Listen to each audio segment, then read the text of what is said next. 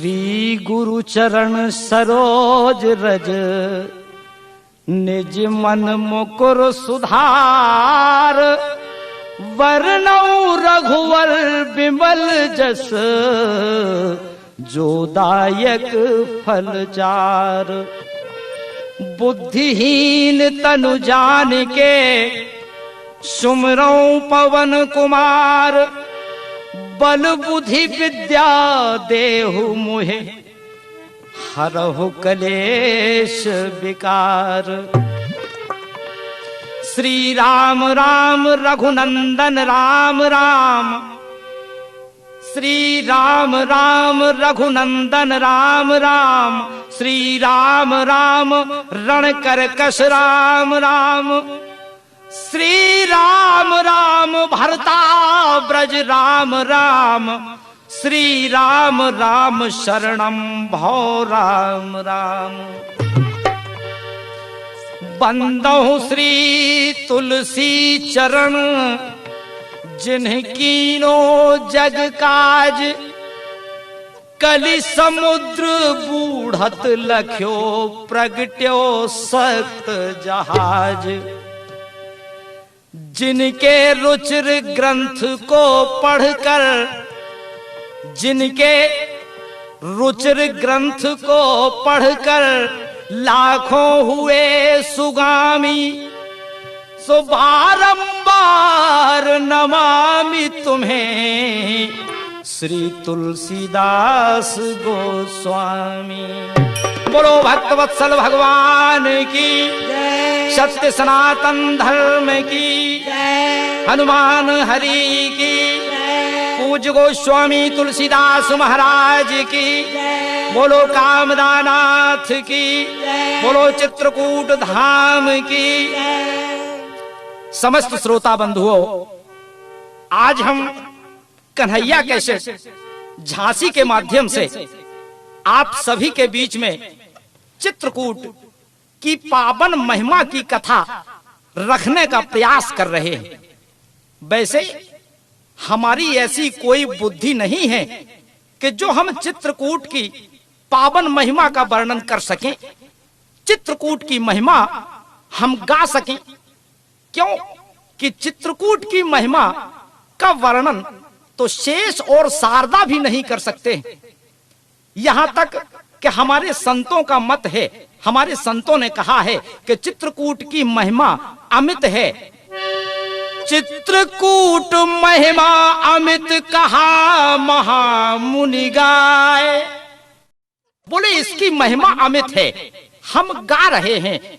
हम इस कन्हैया कैसेट के माध्यम से चित्रकूट की महिमा जो हमने महान संतों के द्वारा श्रवण की है, उसे के अनुसार गायन कर रहा हूं। जो मैंने सुना है विद्युत मनुष्यों से, उनके द्वारा जो सुना है वह मैं आपके समक्ष रख रहा हूं। तो आइए चित्रकूट की महिमा कन्हैया कैसेट के माध्यम से आप सभी तक पहुंचाने का प्रयास कर रहा हूं। चित्रकूट में ऐसी पवित्र भूमि है कि जिस चित्रकूट में परमपिता परमात्मा भगवान श्री राम गए और जिन्होंने 12 बरस तक अपने समय को चित्रकूट में ही बिताया। चित्रकूट का एक एक तृण, एक एक कण पवित्र कहा गया है। यहां तक हमारे मनीषियों ने कहा है, विद्युत जनों ने कहा है कि जिसके ऊपर आपत्ति आती है, दुख आते हैं, यदि वह चित्रकूट पहुंच जाता है तो उसके अंतःकरण को शांति मिलती है। यहां तक जो चित्रकूट पहुंच जाता है उसको शांति मिलती है। यहां तक कि हमारे रहीम खान जी ने, कवि रहीम खान जी ने भी कहा है कि चित्रकूट में रम रहे रहीमन अवध नरेश। और जापे विपदा परत है, सो आवे यह देश। जो विपत्ति आपत्ति का मारा हुआ व्यक्ति है, जिसके जीवन में दुख है, यदि चित्रकूट पहुंच जाता है तो उसके जीवन में दुख भी दूर हो जाते हैं। और चित्रकूट में एक विशेषता है, और हमारे जैसे कि संतों ने कहा है कि जहां कामदानाथ हैं कामद गिर कहलात, और सब कामद गिर जात हैं जे कामद गिर जात। जिसके अंतःकरण में अहंकार होता है, अहंकार हो यदि वो भी चित्रकूट में कामदानाथ जी के दर्शन कर लेता है, अहंकार दूर हो जाता है। क्यों कि जिस समय भगवान राम चित्रकूट की पावन भूमि में पहुंचे तो एक संत मिले। मर्यादा पुरुषोत्तम भगवान राम को चित्रकूट में एक संत मिले। वह कौन से संत मिले? महर्षि वाल्मीकि जी।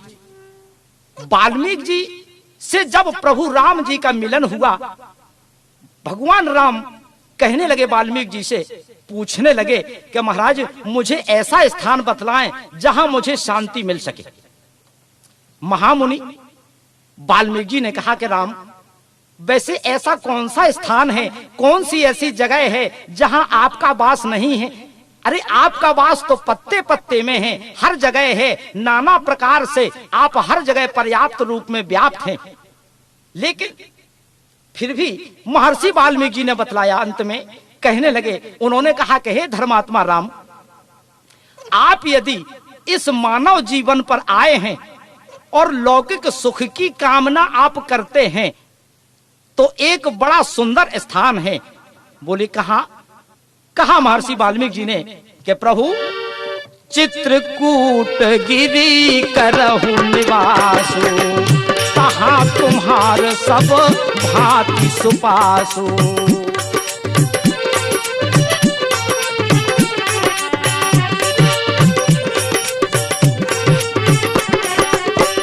चित्रकूट गिरी करह निवासु, चित्रकूट गिरी करहु निवासु, तहां तुम्हार सब भांति सुपासु।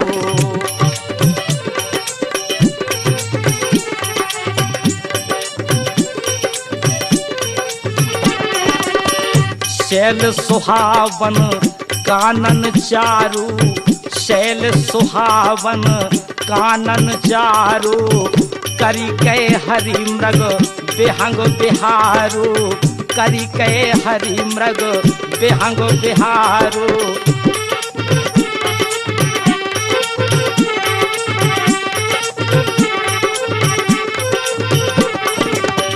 नदी पुनीत पुराण बखानी, नदी पुनीत पुराण बखानी, नदी पुनीत पुराण बखानी, अत्रि प्रिय निज तप बल आनी, अत्रि प्रिय निज तप बल आनी।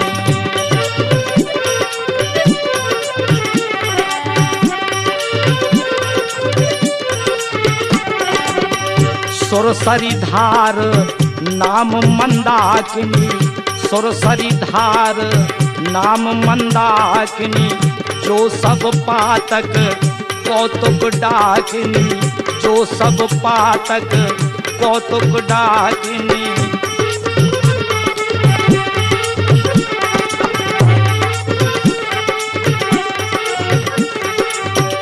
अत्रि आदि मुनि बर बहु बसहि, अत्रि आदि मुनि बर बहु बसहि, अत्रि आदि मुनि बर बहु बसहि, अत्रि आदि मुनि बर बहु बसहि, करहि जोग जप तप तन गुजहि, करहि जोग जप तप तन कसहि।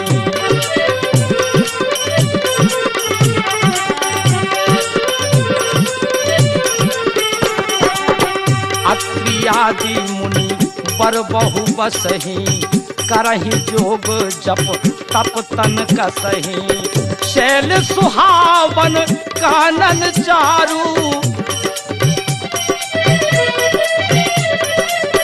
करी कै हरि मृग बेहंग बिहारू, चित्रकूट गिरी करहु निवासु, तहां तुम्हार सब भांत सुपासु।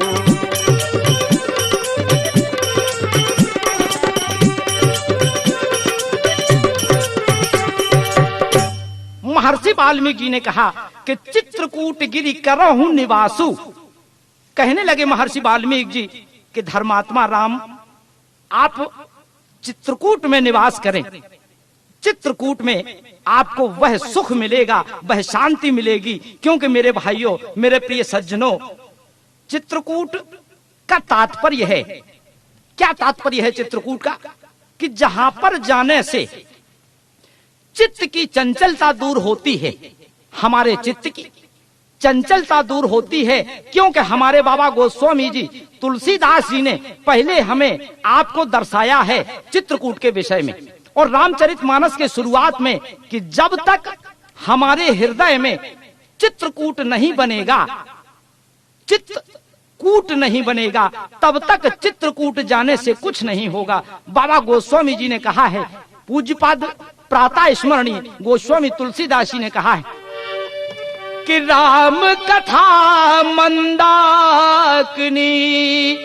चित्रकूट चितचार, और तुलसी सुभग स्नेह बन श्री रघुवीर विहार। प्रभु की कथा क्या है? बोले यही मंदाकिनी गंगा है। अरे हमारे जो ये चित्त हैं, हमारा मन जो चंचल है, जो चलायमान है, इस चलायमान मन को कूट कर ले, जो इधर उधर भाग रहा है। क्यों? कि चित्रकूट तो एक साधना का स्थान है, यह साधना स्थान है। चित्रकूट जो संत महात्मा उधर पहुंचते थे साधना करने के लिए, साधना के लिए जाते थे। भगवान राम जी के चित्रकूट जाने से पहले वहां बहुत से संत महात्मा पहुंच करके तप करते थे। क्यों? कि जिस स्थान में चित्त की चंचलता दूर हो और चित्त एकाग्र हो, ऐसे स्थल पे जाकर के संत महात्मा तपस्या करते थे। यहां तक कि बहुत सी मुनि पत्नियां भी वहां जाकर के तपस्या करती थी। तो चित्रकूट ऐसी पुनीत भूमि है, पावन भूमि है, पुण्य भूमि है कि जहां के तृण, कुशा, पत्ते यह भी सब पुण्यवान हैं। क्योंकि हमारे पूज्यपाद गोस्वामी तुलसीदास जी लिखते हैं, बाबा लिखते हैं कि चित्रकूट के विहंग मृग बेली बिटप तृण जात, और पुण्य पुंज सब धन्य अस कहीं देव दिन रात। बंधुओं, चित्रकूट के जितने विहंग मृग हैं, बेली बिटप, तिनके, पत्ते, जो कुछ भी हैं, देवता लोग कहते हैं कि ये सब पुण्यवान हैं। वहां की रज, वहां की धूल, वहां के पत्थर सब पुण्यवान हैं। ऐसे पुण्य आत्मा और कौन है? हे प्रभु, हमें भी यदि आप चित्रकूट का वासी बना दें, चित्रकूट में हमारा भी वास हो जाए। अरे मनुष्य रूप में देवता लोग ऐसी कामना करते हैं, इस बात को सोचते हैं कि भगवान यदि मुझे चित्रकूट में स्थान मिल जाए, कैसे? चाहे मनुष्य के रूप में या पशु के रूप में। पशु के रूप में ना मिले तो तिनके के ही रूप में, तिनके के रूप में ना मिले तो पत्थर के रूप में। आखिर कुछ भी हो, मैं ये हृदय से यह चाहता हूं कि हमारा वास चित्रकूट में हो। एक संत तो देखिए कितनी अच्छी कामना करता है। एक संत ने कहा कि नर देह पाऊं तो पै सुनी के तीरनाथ, नर देह पाऊं तो पै सुनी के तीरनाथ, नर देह पाऊं तो पै सुनी के तीरनाथ, नर देह पाऊं तो पै सुनी के तीरनाथ। कामदगिरी के नित्य परिक्रमा लगाऊं मैं, कामदगिरी के नित्य परिक्रमा लगाऊं मैं।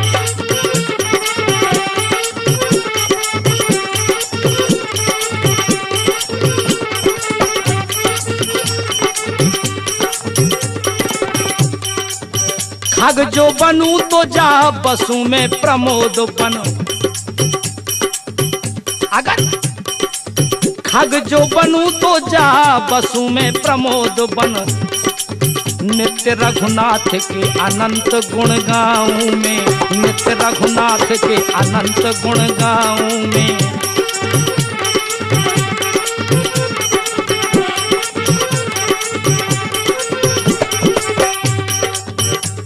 देवता लोग एक कामना करते हैं कि अगर मैं वृक्ष भी बन जाऊं तो चाहता यही हूं कि मुझे चित्रकूट में ही स्थान मिले।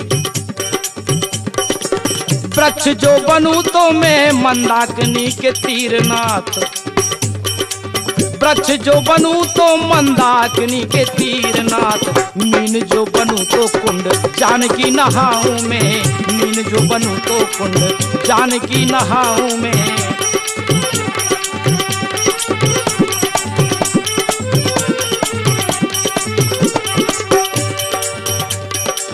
रज जो बनूं तो पाऊं फटक शिला को पंथ।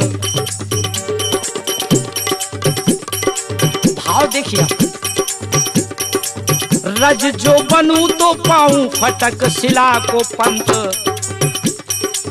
पाहन को टूक चित्रकूट तो कहाऊं मैं, पाहन को टूक चित्रकूट तो कहाऊं मैं।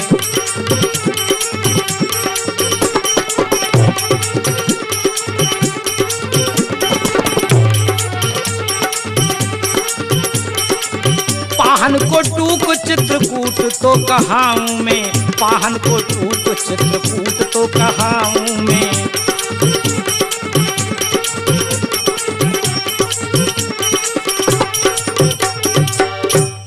हे प्रभु, यदि मानव जीवन मुझे मिले, ये देवता कामना करते हैं, देवता सोचते हैं कि भगवान अगर मुझे मानव जीवन मिले, मनुष्य का जीवन मिले, मनुष्य का पर्याय मुझे अगर प्राप्त हो तो मैं जाकर चित्रकूट में बसूं, चाहे वृक्ष बनकर मंदाकिनी के समीप, मंदाकिनी के तीर, ऐसी जहां पावन महिमा है, जहां देवता लोग भी कामना करते हैं। तो प्रेमियों, जिस दिन से भगवान श्री राम चित्रकूट में पहुंचे, उस दिन से तो और भी चित्रकूट का प्रभाव बड़ा विलक्षण प्रभाव हो गया, क्योंकि अपनी जगह चित्रकूट वैसे ही पवित्र है, पुनीत स्थल है।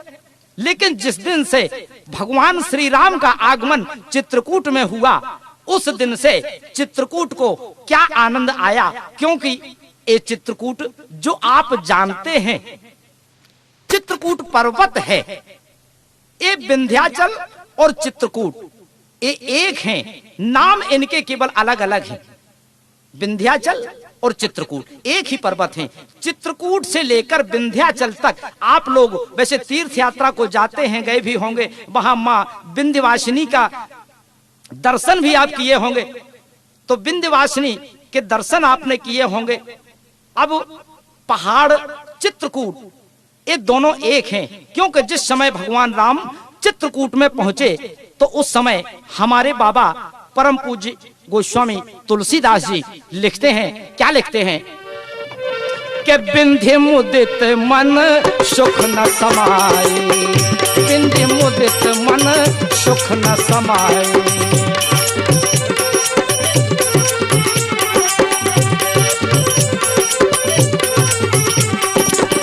विंध्य मुदित मन सुख न समाई, बिन श्रम विपद बढ़ाई पाई, बिन श्रम विपुल बढ़ाई पाई।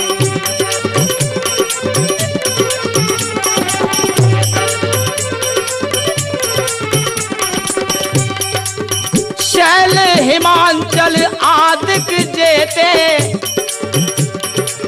शैल हिमांचल आदिक जेते, शैल हिमांचल आदिक जेते, चित्रकूट जस गावहि तेते, चित्रकूट जस गावहि तेते।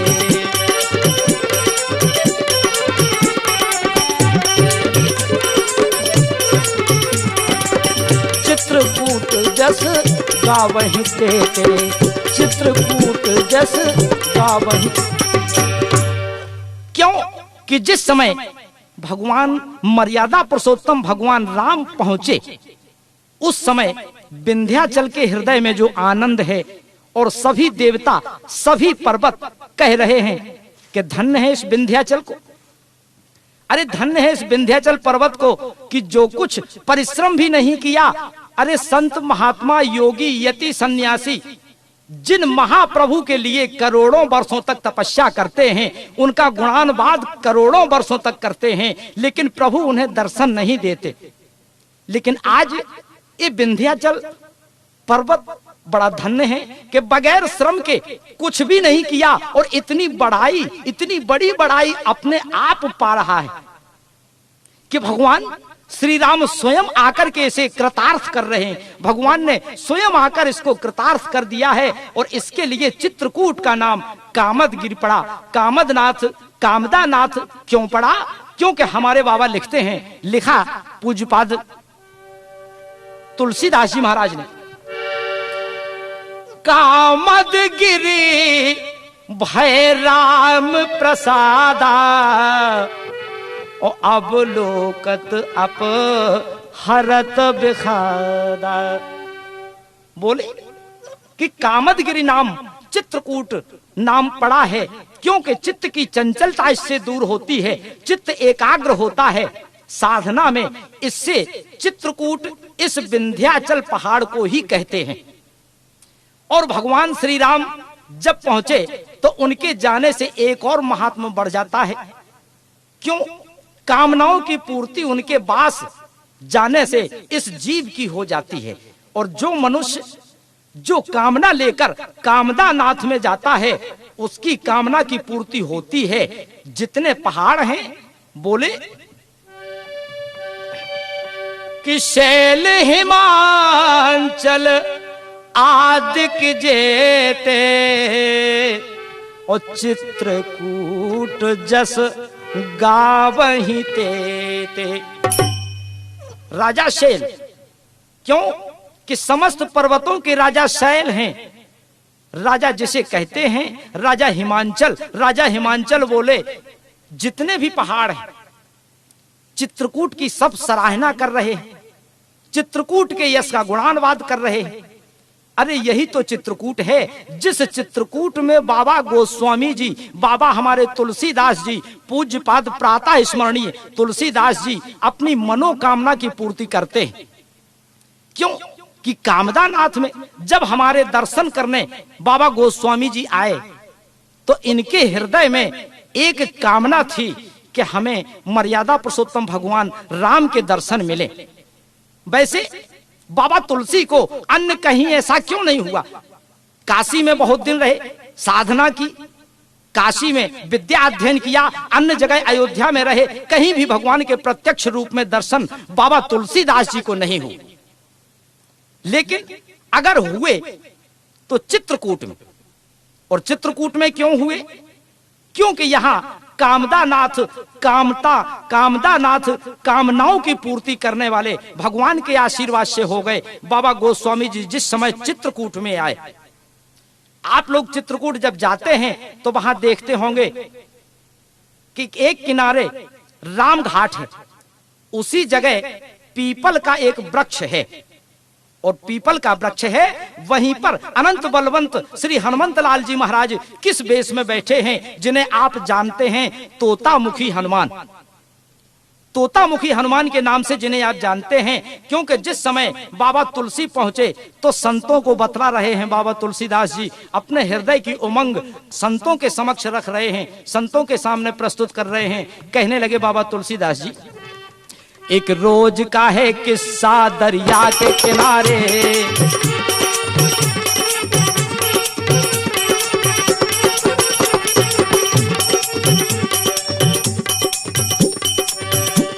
एक रोज का है किस्सा दरिया के किनारे, एक रोज का है किस्सा दरिया के किनारे, संतों का वहां जमघट वहां तुलसी पधारे, संतों का जहां जमघट वहां तुलसी पधारे।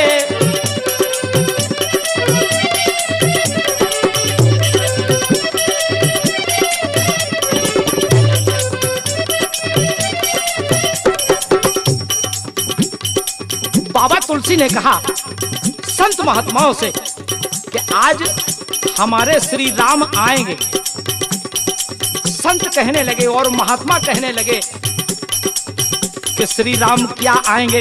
राम जी का वास तो यहाँ हो चुका है। त्रेता युग में 12 वर्षों तक रहे। बाबा तुलसीदास जी कहने लगे कि नहीं, आज हमारे राम प्रत्यक्ष रूप में आएंगे, हमारे पास आएंगे, इतना मुझे विश्वास।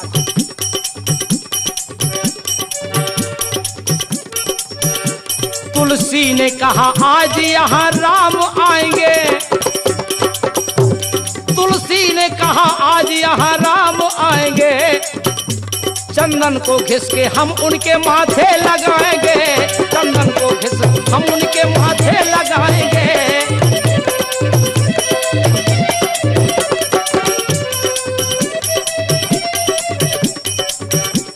यहाँ देखिए अब क्या होता है। भगवान श्री राम की प्रतीक्षा में बाबा तुलसी चंदन घिसने लगे। दोनों हाथों से चंदन एक पत्थर पर घिसने लगे तो हुआ क्या, चंदन को घिसते घिसते उन्हें नींद आ गई। चंदन को घिसते घिसते उन्हें नींद आ गई। चंदन को घिसते घिसते उन्हें नींद आ गई। चंदन को घिसते घिसते उन्हें नींद आ गई। और नींद के ही साथ में बेहोशी छा गई। और नींद के ही साथ में बेहोशी छा गई।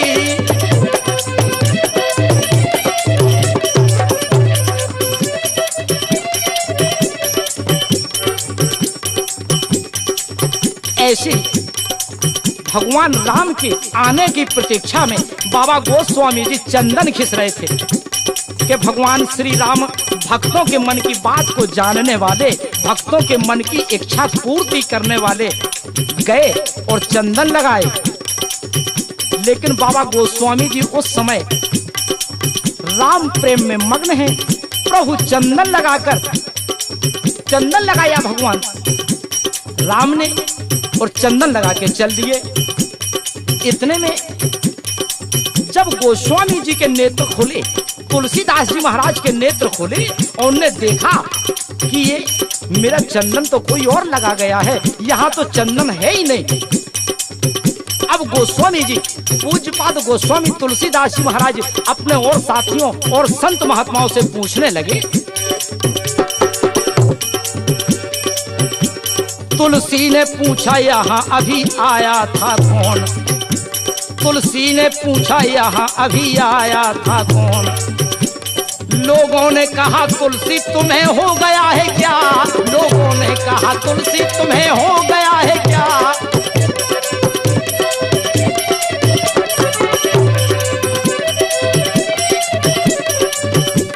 लोगों ने कहा तुलसी तुम्हें हो गया है क्या। एक नौजवान आया चंदन लगा गया। एक नौजवान आया चंदन लगा गया। एक नौजवान आया चंदन लगा गया। एक नौजवान आया चंदन लगा गया।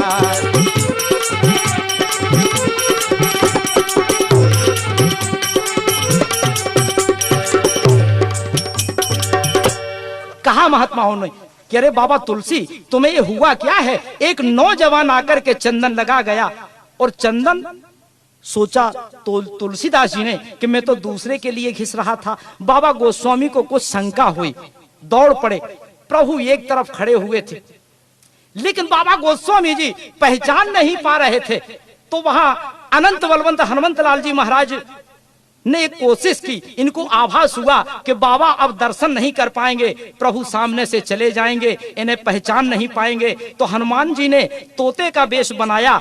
एक बड़ा प्रचलित दोहा है, आप सभी लोगों ने पढ़ा होगा कि तोते के वेश में आकर के हनुमान जी ने दर्शाया कि चित्रकूट के घाट पे भई संतन की भीड़। ओ तुलसीदास चंदन घिसे तिलक करें रघुवीर। बंधुओं, भगवत प्रेमी सज्जनों, बाबा गोस्वामी जी ने देखा कि क्या ये वही है, चंदन भी लगाए हुए हैं। जब समझ लिया कि यही चंदन लगाए हुए हैं और अभी हाल का चंदन ये है, तो तुरंत जाकर उनके चरणों को पकड़ लिया, चरणों में गिर गए और निवेदन करने लगे। कहते हैं कि हे प्रभु, जरा देर ठहरो राम, जरा देर ठहरो राम, तमन्ना यही है, अभी हमने जी भर के देखा नहीं है, अभी हमने जी भर के देखा नहीं है।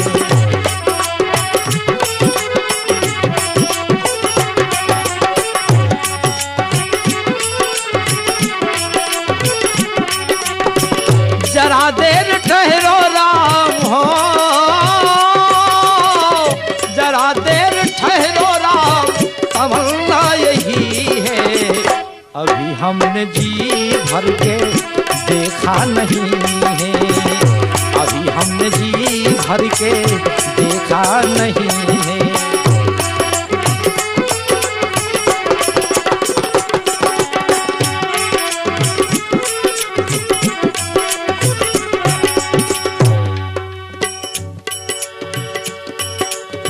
जरा देर ठहरो राम, तमन्ना यही है, अभी हमने जी भर के देखा नहीं है, अभी हमने जी भर के देखा नहीं।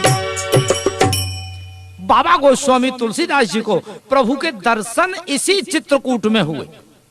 तो कहने का तात्पर्य यह है कि कामद गिरिभय राम प्रसादा, प्रभु की ऐसी कृपा।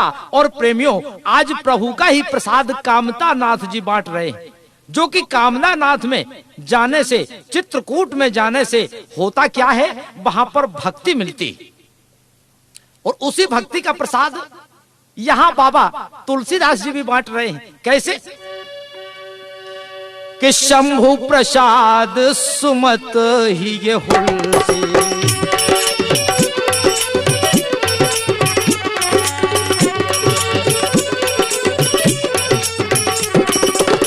शंभु प्रसाद सुमत ही हुलसी, शंभु प्रसाद सुमत ही हुलसी, रामचरित मानस कवि तुलसी, रामचरित मानस कवि तुलसी, रामचरित मानस कवि तुलसी।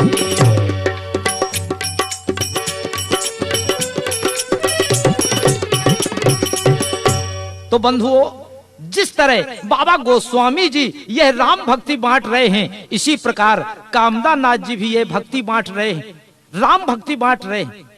और जो राम की भक्ति को लेने के लिए जाता है, अरे आज तो हम आप जाते हैं परिक्रमा लगाने के लिए, लेकिन परिक्रमा का महत्व नहीं समझते। अरे जिन कामदा नाथ के चरणों में हम जाकर के और फिर विचार करें कि यहाँ धूल है, यहाँ ना बैठे, कपड़े गंदे हो जाएंगे, तो भाई बड़ी समस्या बनेगी। एक बार बाबा तुलसी जी जा रहे थे परिक्रमा लगाने, इतने में वैसे जाति के तो ये मुस्लिम हैं, लेकिन उनका धर्म देखिए आप, कितना सुंदर धर्म है। रहीम खान जी मिल गए। रहीम खान बोले, बाबा आप कहाँ जा रहे हैं? तुलसीदास जी कहने लगे कि हम तो परिक्रमा के लिए जा रहे हैं। कहा रहीम, कहने लगे रहीम जी कि चलो हम भी साथ चलते हैं, क्योंकि रहीम खान को भी प्रभु से मतलब था। यह नहीं था कि राम की भक्ति नहीं करते, ये भी नहीं था कि राम की भक्ति उन्होंने की अथवा ना की, लेकिन चलने लगे, दोनों परिक्रमा लगाने के लिए चल दिए। तो देखते हैं कि रास्ते में एक राजा हाथी को दंड दे रहा है, यानी हाथी को मार रहा है। बाबा तुलसी ने पूछा कि हाथी को राजा इस स्थान पे खड़ा करके इतनी ताड़ना क्यों दे रहा है, इसे दंड दे रहा है, आखिर इस पर अपराध क्या हुआ है? तो रहीम खान कहने लगे, यह राजा मंद बुद्धि का है, हो सकता है हाथी स्वभाव बस, क्योंकि हाथी जब चलता है तो आप लोग देखते होंगे, विचार कीजिए, आप देखते होंगे कि अपनी सूंड से धूल को उठा करके अपने शरीर पर डालता जाता है। रहीम खान जी कहने लगे कि राजा के कपड़े इतने सुंदर हैं, इतने सुंदर कपड़े पहने हुए हैं, इससे हो सकता है इस हाथी ने राजा के ऊपर धूल डाल दिया हो। तो राजा रुष्ट हो गए, इसलिए ताड़ना दे रहा है। तो बाबा तुलसी ने कहा कि रहीम जी, आप यह भी बतलाइए कि हाथी ये धूल क्यों उड़ाता है और धूल उठा करके पृथ्वी से अपने शरीर पर क्यों डालता है। बाबा तुलसी ने प्रश्न किया तो रहीम कवि कहने लगे कि तुलसी, धूल उड़ावत गज फिरत, धूल उड़ावत गज फिरत, कहूं रहीम के ही काज। रहीम जी ने कहा कि बाबा तुलसी, इसलिए हो सकता है कि धूल उड़ाता है हमारी समझ से, इसलिए धूल उड़ाता है कि धूल उड़ावत गज फिरत, कहूं रहीम के ही काज। और जे रजते मुनि पत्नी तरी, सोई ढूंढत गजराज। अरे जिस रज से मुनि पत्नी अहिल्या तर गई हो, ये हाथी भी धूल खोज रहा है कि हो सकता है कहीं चित्रकूट की पावन पवित्र भूमि जहां भगवान श्री राम 12 वर्षों तक रहे, वो धूल मुझे मिल जाए और मेरे शरीर पर लग जाए तो मैं भी धन्य धन्य हो जाऊंगा, मैं कृतार्थ हो जाऊंगा। ऐसे चित्रकूट की धूल की महिमा। और हम आप गए जब तक कुछ बिछाने को नहीं मिलता, कुछ बैठने को नहीं मिलता, तो बैठते नहीं है, खड़े हो जाते हैं। अरे चित्रकूट की राम रज, अरे परिक्रमा की धूल, ए उड़ उड़ परत शरीर पर, पाप हो ये सब दूर। क्योंकि धर्म प्रेमी बंधुओं, मेरे भाइयों, चित्रकूट ऐसा स्थान है, आप कहीं नहीं जाएंगे, मन को एकाग्र करने वाला, मनोकामना पूर्ति करने वाला स्थान है। कुछ संतों का मत है, कुछ संत कहते हैं कि देखिए कैसा है, क्यों कि दुनिया में झूठ अनेकों हैं, पर जटा झूठ सम झूठ नहीं। दुनिया में झूठ अनेकों हैं, पर जटा झूठ सम झूठ नहीं।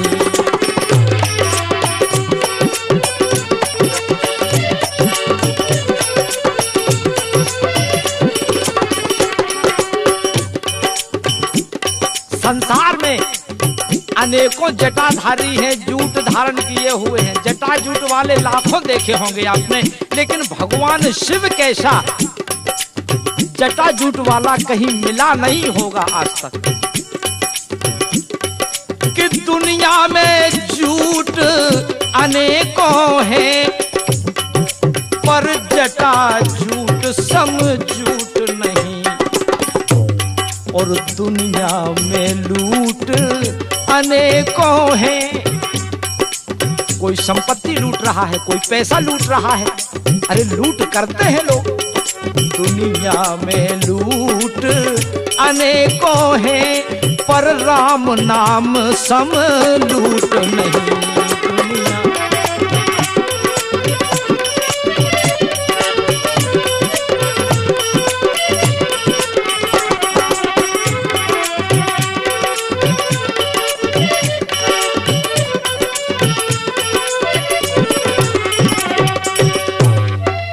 दुनिया में फूट अनेकों हैं, पर भाई भाई सम फूट नहीं। उदाहरण है रावण और विभीषण। उस फूट का कारण यही हुआ कि रावण का संहार हुआ। दुनिया में फूट अनेकों हैं, पर भाई भाई सम फूट नहीं। और दुनिया में कूट अनेकों हैं, दुनिया में कूट अनेकों हैं, पर चित्रकूट सा कूट नहीं।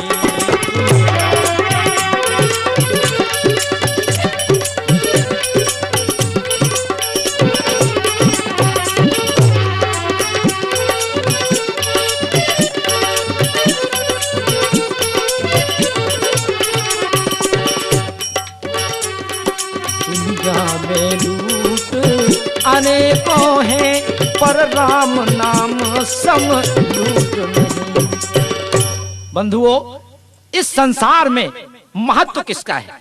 बोले भगवान शिव की जटाओं के समान संसार में जटा है नहीं। और लूट समाज में, क्योंकि एक बात और है, चित्रकूट में जिस समय भगवान श्री राम पहुंचे तो उस समय वहां के जो आदिवासी थे, कोल भील, इनका पहले क्या नियम था, इनकी दिनचर्या कैसे बीतती थी। इधर उधर से चोरी करना, छीना झपटी करना, इस प्रकार अपने उधर का पालन पोषण करते थे। क्योंकि वहां के वासियों ने स्पष्ट कह दिया है, वहां के वासियों ने स्पष्ट कहा है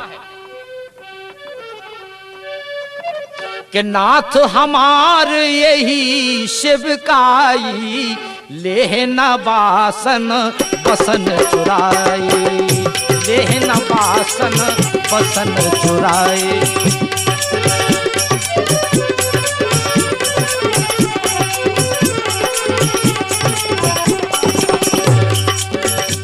हमारे श्री रामचरितमानस में पूज्यपाद प्रातः स्मरणीय गोस्वामी तुलसीदास जी ने वर्णन किया है कि नाथ हमारे यही शिवकाई, लेहना बासन बसन चुराई।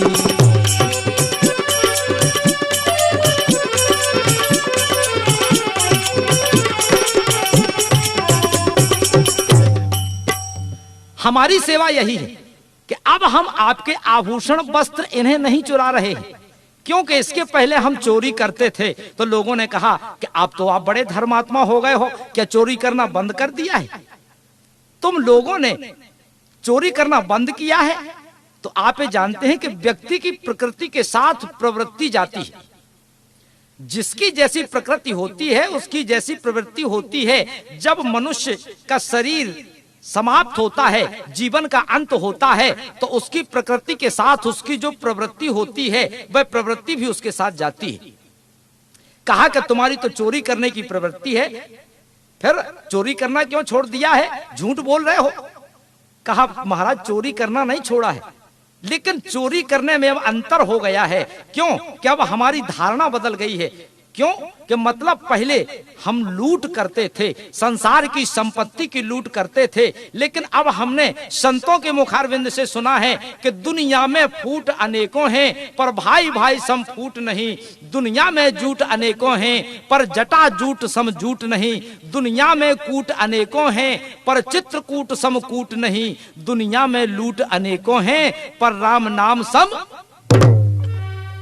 हमने जब देखा कि ऐसी लूट जो राम नाम की लूट है, ये लूट यदि जीवन पर आ जाए तो संसार की लूट मार से अपने को क्या मतलब, संसार की लूट मार तो बंद हो जाएगी। तो अब हम प्रभु का प्रेम लूट रहे हैं। ऐसे आदिवासी वहां के चित्रकूट में वास करने वाले, लेकिन जिनके जीवन की धारा बदल गई, आज उसी चित्रकूट में हम जाते हैं लेकिन हमारे मन की धारा नहीं बदलती, मन के विचार नहीं बदलते। क्योंकि हम अपने आप को देख रहे हैं, अपने कपड़ों को देख रहे हैं, अपने आभूषणों को देख रहे हैं, अपने व्यक्तित्व को देख रहे हैं। क्यों? कि जब तक जीव के ऊपर ये वासना रहती है कि मैं बहुत सुंदर हूं, मेरे कपड़े बहुत सुंदर हैं, मैं बड़ा ज्ञानी हूं, संतों महात्माओं के पास बैठने की क्या आवश्यकता है, सत्संग करने की जरूरत क्या है, मैं तो खुद इतना समझदार हूं। कहा है कि नर कपड़न ते डरत है, नर कपड़न ते नाही, और नर कपड़न ते ना डरे तो नरक पड़न को नाही। आप समझ रहे होंगे कि नर कपड़ों से डरता है लेकिन नरक पड़नते ना है, नरक जाने से नहीं डरता है, केवल कपड़े खराब ना हो जाएं। यदि हम चित्रकूट में ऐसी पावन भूमि में जाते हैं और फिर भी हम अपने कपड़ों को डरते हैं, हम डरेंगे तो नरक में तो जाना ही पड़ेगा। यदि हम अपने कपड़ों से ना डरें, अपने कपड़ों से ना डरें तो समझ लो कि मनुष्य का बेड़ा पार हो जाएगा। हम जब भी चित्रकूट जाएं, वहां की एक एक रज, एक एक कण अमूल्य है, उसे अपने मस्तक पे धारण करें। साधुओं संतों ने कहा है कि चित्रकूट में यदि यह जीव चला जाता है तो चाहे जहां पहले भ्रमण करता रहे, लेकिन ये चित्रकूट नहीं आता है। उसकी तीर्थ यात्रा सफल नहीं होती। क्योंकि यदि उधर तीर्थों के राजा प्रयाग हैं तो इधर के राजा प्रयाग की जगह एक राघव प्रयाग हैं। क्योंकि जिस समय तीर्थों के राजा प्रयाग को सभी लोगों ने बढ़ाई दे दी, आप तो तीर्थों के राजा हैं, तीर्थराज को अहंकार हो गया कि हम तो तीर्थराज हैं, समस्त तीर्थों के राजा हैं। इतने में नारद जी मिले, एक दिन बोले आपको अहंकार हो गया है, क्यों? हम तो समस्त तीर्थों के राजा हैं। बोले आप तीर्थों के राजा हैं, अपने मन से बने हुए हैं? बोले नहीं, हमें तो सब लोगों ने बनाया है। कहा नारद ने, तो क्या भगवान राम से भी मिले? बोले क्या हम उनकी मति के अनुसार नहीं है क्या? अरे उन्होंने ही तो हमें तीर्थों का राजा बनाया है इस समय।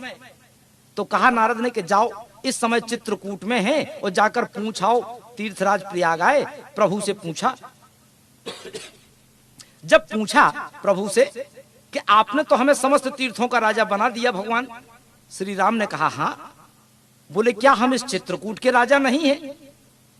तो कहने लगे भगवान राम कि प्रयागराज एक बात याद रखो, हमने तुम्हें समस्त तीर्थों का राजा बनाया है, लेकिन अपने घर का राजा नहीं बनाया है। ये चित्रकूट मेरा घर है, चित्रकूट में मैं वास कर रहा हूं। देख रहे हो यहां की मैं कितना आनंदित हूं।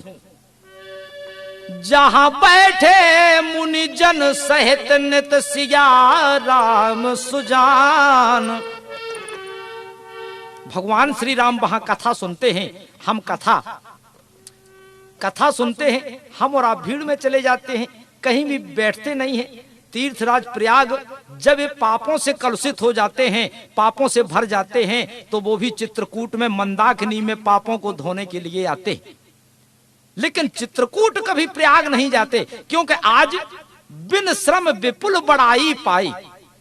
जितने भी पहाड़ हैं, गिरी कंदराएं हैं, नदियां हैं, ये सब बड़ाई चित्रकूट की कर रही हैं। तो मेरे भगवत प्रेमियों, आप याद रखें, क्यों कि 2 बेर द्वारका त्रिवेणी जाए 3 बेर।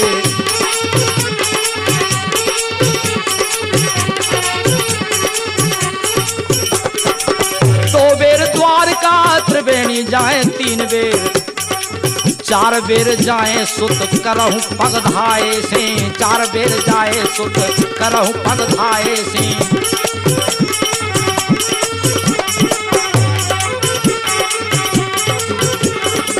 5 बेर गया नाथ 6 बेर नेमिषार। 5 बेर गया नाथ 6 बेर नेमिषार। 7 बेर जाए गंग अंग हूँ नहाए से। 7 बेर जाए गंग अंग हूँ नहाए से।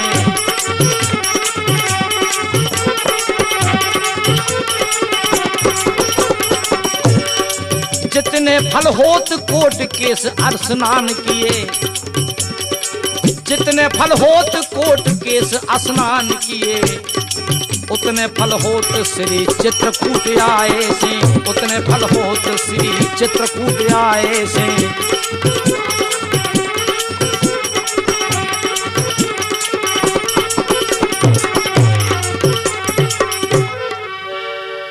जितने फल समस्त तीर्थों में वास करने से होता है। आप कई बार अनेक तीर्थों में चले जाएं, लेकिन ये चित्रकूट नहीं आते, तो आपका तीर्थ यात्रा करना सफल नहीं होगा।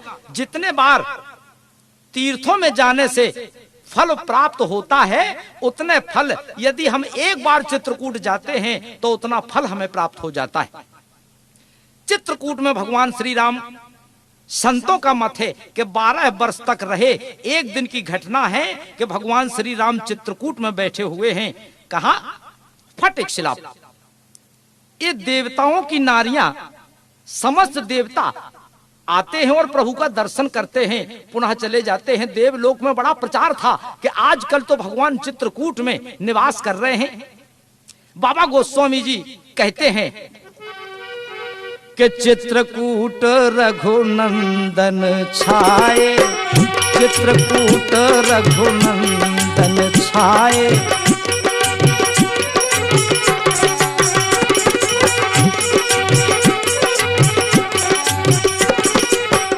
चित्रकूट रघुनंदन छाए। समाचार सुन सुन सब आए, समाचार सुन सुन सब आए।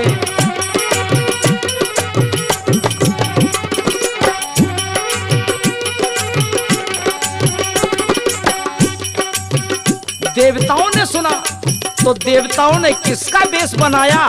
बोले कोल किरात वेश धर आए, कोल किरात वेश धर आए।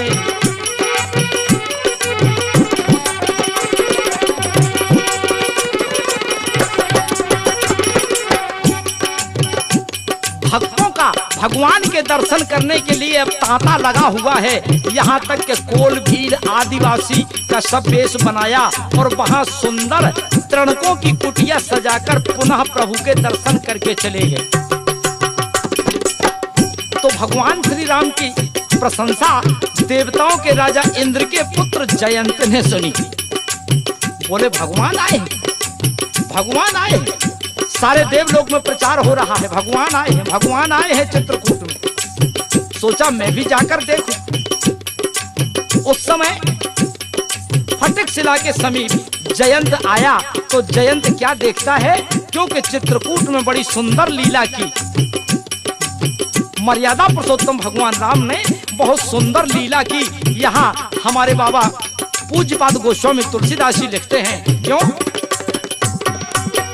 एक बार चुन कुसुम सुहाए, एक बार चुन कुसुम सुहाए, निज कर भूषण राम बनाए।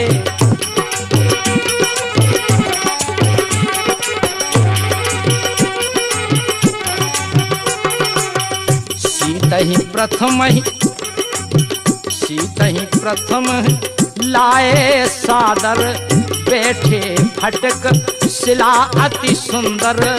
एक बार चुन कुसुम सुहाए, निज कर भूषण राम बनाए।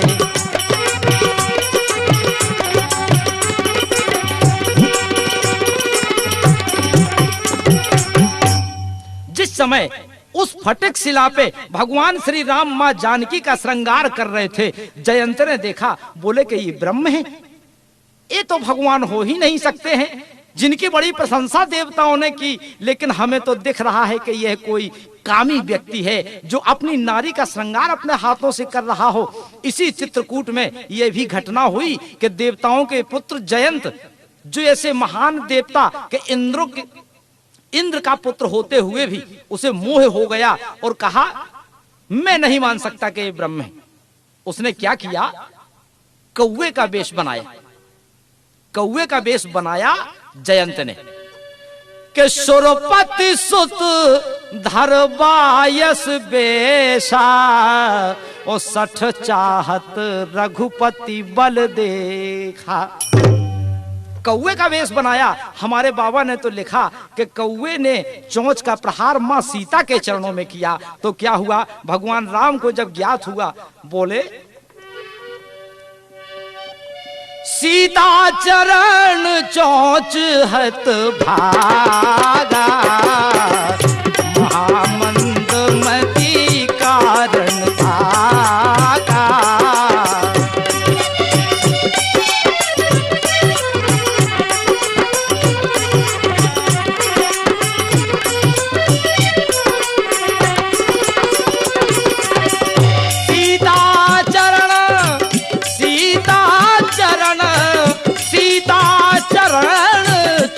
हक भागा, महामंद मति कारण भागा।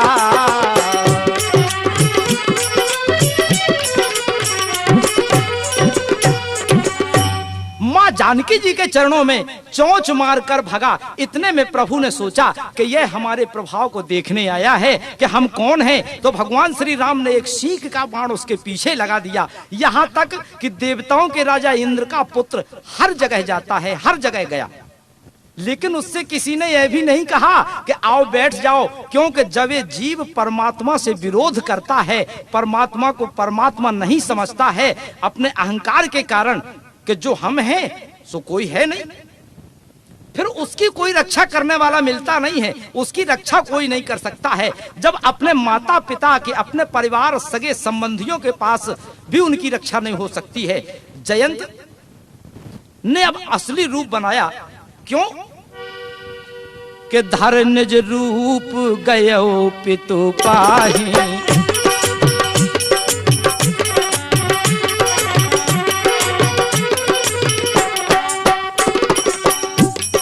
अपना असली रूप बनाया। पिता के पास गया, बोले पिताजी रक्षा कीजिए, रक्षा कीजिए। बोले क्या बात है? जयंत ने कहा, वो देखिए सिंह का बाण मेरे पीछे लगा हुआ है। बोले कहां से आया, किसका बाण है? बोले चित्रकूट में भगवान श्री राम आए हुए हैं, तो मुझे शंका हो गई कि ये ब्रह्म नहीं हो सकते, तो मैंने उनकी पत्नी के चरणों में चोंच का प्रहार कर दिया। उन्होंने सिंह का बाण मेरे पीछे लगा दिया, जिसकी तपन से, जिसकी आग से मैं जला जा रहा हूं। अगर समीप आ गया तो मैं जलकर राख हो जाऊंगा। हे पिताजी मेरी रक्षा कीजिए। चलो, लेकिन पिताजी ने कह दिया कि चल हट यहां से, निकल। जब तू भगवान का दुश्मन है तो तेरी सहायता कोई नहीं कर सकता है, तुझे कोई नहीं बचा सकता है। क्यों? काहू न बैठन, काहू बैठन कहा न होही, राख को सकई राम कर दोही।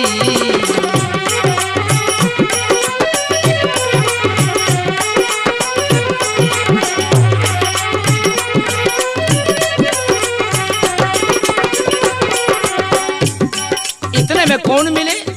जब किसी ने बैठने तक के लिए नहीं पूछा तो एक संत मिले। और संत कौन मिले? नारद जी। नारद देखा विकल जयंता, लागी दया को मल चित संता।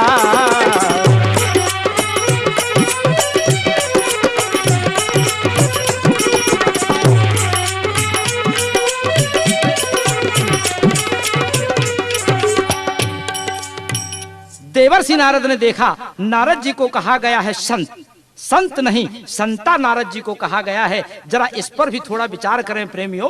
रामचरितमानस में कुछ ऐसे स्थान हैं जहां बाबा की लेखनी ने संत की जगह संता कह दिया। संता का बाबा गोस्वामी जी ने उदाहरण दिया कि मैंने सबको नहीं कहा संता। रामचरितमानस में केवल 4 जगह प्रसंग आया है। एक तो नारद जी महान संत नहीं संता है, और दूसरे अब मोहि भा भरोस हनुमंता, बिन हरि कृपा मिले नहीं संता।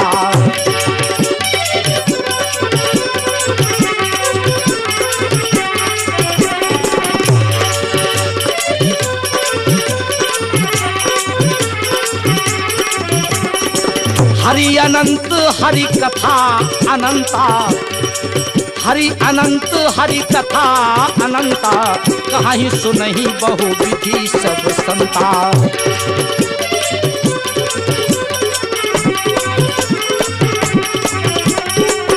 और कौन?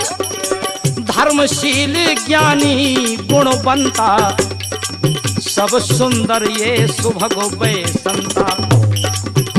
बंधुओं, अपने प्रिय श्रोताओं, कन्हैया कैसेट के निर्माता दीपक सेठ का हार्दिक अभिनंदन। प्रेमियों, अभी आपने चित्रकूट महिमा का भाग 1 सुन रहे हैं। इस कैसेट का शेष भाग कैसेट नंबर 2 में सुनेंगे, जिसमें मां मंदाकिनी की उत्पत्ति, हनुमान धारा, लक्ष्मण पहाड़ी, गुप्त गोदावरी और जो भी चित्रकूट प्रांगण में स्थल पड़ते हैं उनका परिचय व महात्म क्या है, इसे आप कैसेट नंबर 2 में कन्हैया कैसेट झांसी के माध्यम से सुनेंगे। तो लीजिए अब आप सुने कैसेट नंबर 2। अपनी तरफ से हार्दिक शुभकामना, धन्यवाद।